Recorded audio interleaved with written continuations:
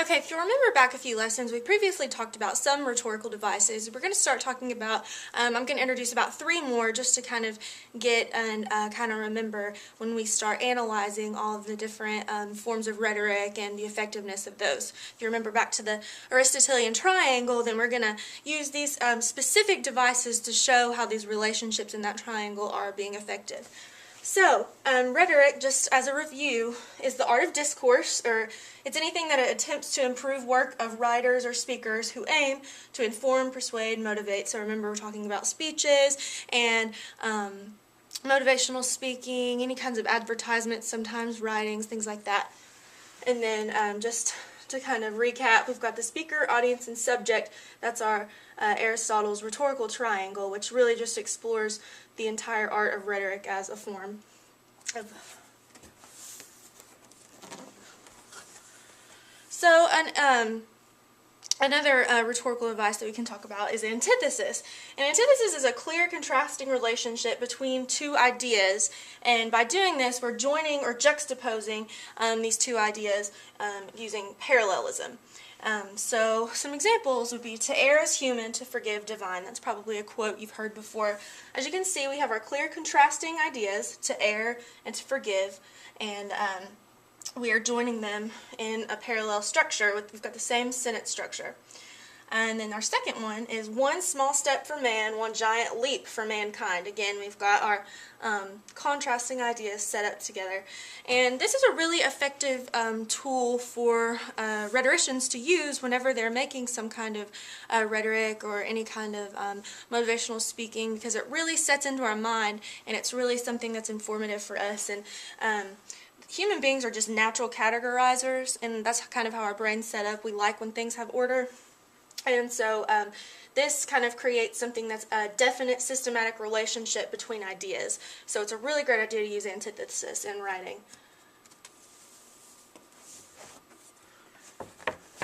Next we have epistrophe, and this is also referred to as anistrophy, so you might see those terms interchangeable, but this is the one we're going to be referring to.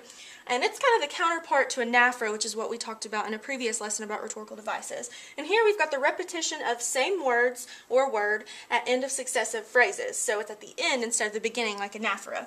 So for example, we have the cars do not sell because the engineering is inferior, the quality of materials is inferior, and the workmanship is inferior. So this is a really effective tool to use whenever you're wanting to be emphatic. So if you're wanting to heavily stress a concept, then it's a really good idea to use epistrophe. And so rhetoricians use this to really kind of drive home a concept by putting that at the end of phrases.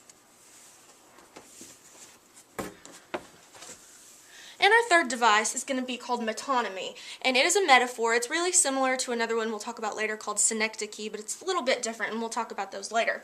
But anyway, it's called metonymy, and it's the thing chosen for the image in the metaphor is associated with, but not the subject of the comparison. So it's not necessarily going to be named. The actual subject is not necessarily going to be called that in the phrase. So for example, we've got the orders came directly from the White House, and you've probably heard something similar to this before. Now, we obviously know the White House itself is not giving the orders because it's a house, it's a building, it can't give orders. But we know that it's really referring to the president. And so here we've got this land belongs to the crown. And obviously we know that the crown is not really in possession of the land. It's the king that's being referred to. So it's a metaphor, and it's not the exact subject of comparison, but it's associated with it. And so whenever you would use metonymy, you would really, it kind of evokes imagery in the mind, so it really helps define the idea. So when you see the word crown, you're really getting the image of the king in your head. Likewise, when you see the White House, you're really getting the image of the president in your head. So it really helps to define it by evoking a sense of imagery, even though we know that the crown's not really possessing the land, and the White House is really not giving orders. It's just a really great rhetorical device to use.